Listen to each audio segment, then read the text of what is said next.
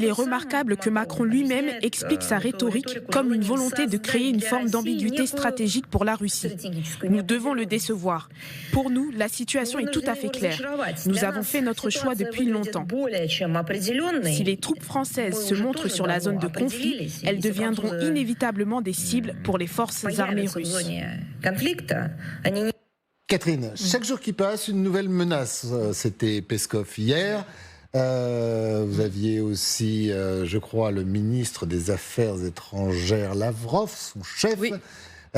Tous les jours. Oui, mais c'est ça. D'ailleurs, il l'avait déjà dit. Donc, elle prend un air très sentencieux, cette dame, pour dire que voilà, elle va décevoir les Français. Mais en fait, il l'avait déjà dit, les Russes, que si jamais il y avait des troupes françaises sur le sol ukrainien, ce seraient des cibles, et en gros, oui, des cibles prioritaires.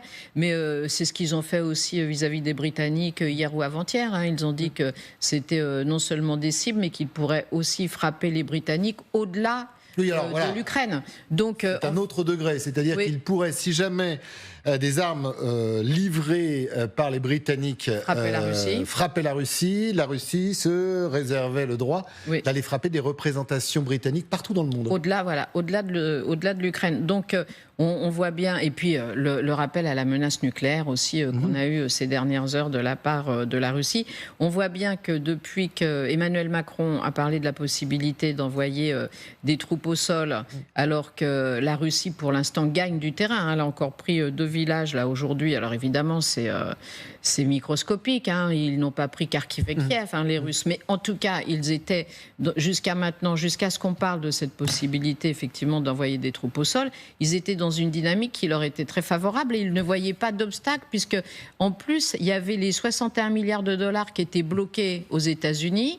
Et les Ukrainiens qui ont un problème de ressources humaines parce qu'ils ne sont pas assez nombreux désormais à vouloir aller se battre. Donc pour la Russie, le paysage était ouvert et donc c'était un beau ciel bleu pour eux.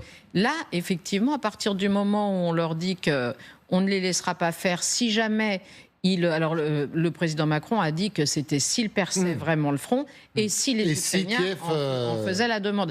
Mais du coup, évidemment, les Russes essaient de brandir des menaces les plus spectaculaires possibles pour essayer de démotiver à la fois ceux qui disent qu'ils peuvent envoyer des troupes au sol et les Britanniques qui auraient dit aux Ukrainiens, effectivement, il n'y a plus de ligne rouge et avec nos armements, vous pouvez frapper la Russie. Mais ce qui est intéressant également, c'est que dans tous ces discours, depuis quelque temps, les Russes semblent isoler Emmanuel Macron de la population française.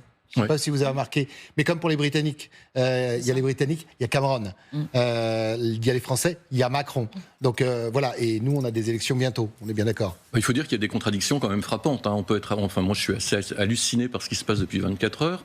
On a quand même notre ambassadeur en Russie, Pierre Lévy, qui était le seul ambassadeur occidental à se rendre à la cérémonie d'investiture de Vladimir Poutine. Il y avait 6 ambassadeurs et l'ambassadeur français. Il n'y avait pas d'ambassadeur anglais, britannique, pas plus d'Américains évidemment, pas d'Allemands, pas d'Italiens, mais nous avions Pierre Lévy qui a été convoqué il y a 2 jours au ministère des Affaires étrangères russe. Et là on a les propos de Madame Zakharova qui ciblerait directement en fait des Français en cas de déploiement de forces françaises en Ukraine. Donc il va falloir quand même... Ou d'aide française, pas que les militaires, d'aide française, notamment pour du matériel qu'on aurait à livrer. Ce qui est pire encore, ça signifie frapper éventuellement du personnel d'ONG, peut-être même hélas des journalistes. Donc il va falloir quand même qu'on éclaircisse notre position sur la question du rapport de force que l'on souhaite faire peser vis-à-vis de Vladimir Poutine. On ne peut pas en permanence danser d'un pied sur l'autre. On ne peut pas avoir notre ambassadeur convoqué un jour et le lendemain voir ce même ambassadeur se rendre au Kremlin pour adouber Vladimir Poutine, surtout dans les conditions dans lesquelles on sait qu'il a été élu. Que nous soyons présents demain pour la cérémonie du 9 mai, ça fait sens, puisque les Russes ont été nos alliés pendant la Seconde Guerre mondiale. Mais de là à se... Et que nous, on aura une représentation, on a eu une représentation russe, pas Vladimir Poutine, pour les commémorations, bien entendu, c'est pour tout à fait le normal. Débarquement. C'est tout à fait normal. Et on en aura au mois de juin, bien évidemment. C'est normal. Yuri. C'est là où je vous rejoins effectivement, c'est que d'une certaine manière, il est trop tard pour faire de la carotte et du bâton. En fait, ça ne sert à rien d'essayer d'amadouer un petit peu la Russie pour essayer de leur dire non, mais écoutez, on peut encore trouver une solution, travailler ensemble et donc faire d'une certaine manière faire un premier pas. parce que là, en fait, on est au-delà. Et de toute façon, la Russie, aujourd'hui, c'était même déjà le cas avant, depuis plusieurs années, elle cherche activement à affaiblir la démocratie, l'État français, la nation française, en participant à l'éclatement, aux fractures qui existent au sein de la société. On a vu beaucoup ces derniers temps d'exemples avec, par exemple, les étoiles de David qui avaient été peintes. Oui, monter les uns contre les autres. Donc mais voilà, là, on a l'impression que, la cible, la France, bien évidemment, mais le pouvoir français, l'autorité française, Emmanuel Macron, comme si la Russie espérait que le peuple français puisse faire pression sur nos politiques. C'est surtout que le peuple, c'est aussi un électeur à un moment, et en l'occurrence, très bientôt. Donc, les Russes, ils doivent aussi essayer de faire peur aux opinions publiques pour faire pression sur les dirigeants et leur dire attention, non, pas de troupes au sol, pas d'armes occidentales utilisées sur le sol de la Russie, parce que nous, on ne veut pas être mêlés à ce conflit qui est loin. Mais je suis d'accord, mais faut pas être dupe. On n'arrête pas de dire depuis 2 ans et demi, voire plus, que Poutine ne comprend que la manière forte, quelque part, la position française, et notamment du président de la République, et d'autres en Europe, c'est la manière forte. Donc voilà, on est dans un combat là face à la Russie. Là effectivement, non mais ça c'est très clair, parce qu'à partir du moment où de toute façon vous avez une société qui, un État qui décide que il souhaite objectivement votre affaiblissement et la destruction du lien de confiance qui existe dans les institutions démocratiques, c'est à minima c'est un adversaire. Si ce n'est pas plus, parce qu'on sait très bien ce qui peut advenir d'une société fracturée à ce point-là et d'une démocratie à la dérive. Donc c'est sûr que de toute façon, il faut à un moment donné se défendre et être à la hauteur de ce sujet-là. Maintenant, sur ce qui concerne pourquoi il y a effectivement un ciblage particulier du président de la République, c'est parce que de toute façon, sur la question de l'Ukraine, la majorité des Français reste favorable à son soutien.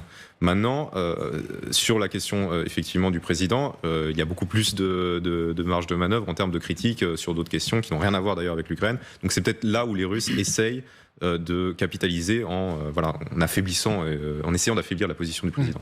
Et de diviser la France, population, les Européens, et en plus le citoyen est celui qui est votre analyse. Moi, mon analyse est la suivante, c'est que les Russes savent à qui ils ont affaire. C'est-à-dire qu'en fait, la France, le président qui est élu pour 5 ans, est le chef des armées et fait ce qu'il veut.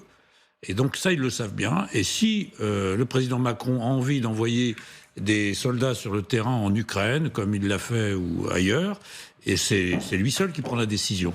Donc les Russes essaient évidemment par ces moyens, ces menaces, de dissocier le président de son opinion publique. Mais en réalité, oui, un soldat français, quand il va sur un territoire, il peut mourir, il le sait. Donc voilà, et comment feraient-ils d'ailleurs les Russes? Ils vont regarder, ils vont frapper, ça s'appelle du terrorisme. On envoie une équipe de tueurs, tuer spécifiquement des ingénieurs français, des techniciens français ou des techniciens britanniques. Et pourquoi le font-ils aussi avec les Britanniques? Parce que ce sont les 2 anciens alliés de la Seconde Guerre mondiale, 2 puissances nucléaires, 2 puissances singulières. Ils ne le font pas à l'égard des Allemands. Les Allemands sont beaucoup plus prudents. Et on sait pourquoi. C'est sûr que si on écoute Olaf Scholz, on peut dire qu'ils sont voilà, donc Olaf Scholz ne sort pas trop de sa tranchée, si vous voulez. Puis bon, il sait très bien aussi que c'est symbolique aussi vis-à-vis de son opinion publique intérieure, que la France n'est pas n'importe quel pays. Derrière la France, il y a De Gaulle, il y a les Russes connaissent bien leur histoire sur la Seconde Guerre mondiale. Donc en réalité, voilà, on comprend que le président Macron soit plus ciblé que le chancelier allemand, voilà, ou que d'autres, ou que la présidente du Conseil italienne.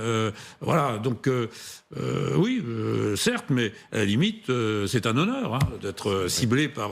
Voilà, donc il n'y a pas de, voilà, c'est pas de. Cet acharnement, c'est la preuve qu'ils nous prennent au sérieux. Oui, quelque part. Signaux faibles, signaux forts, il va falloir choisir aussi. Voilà.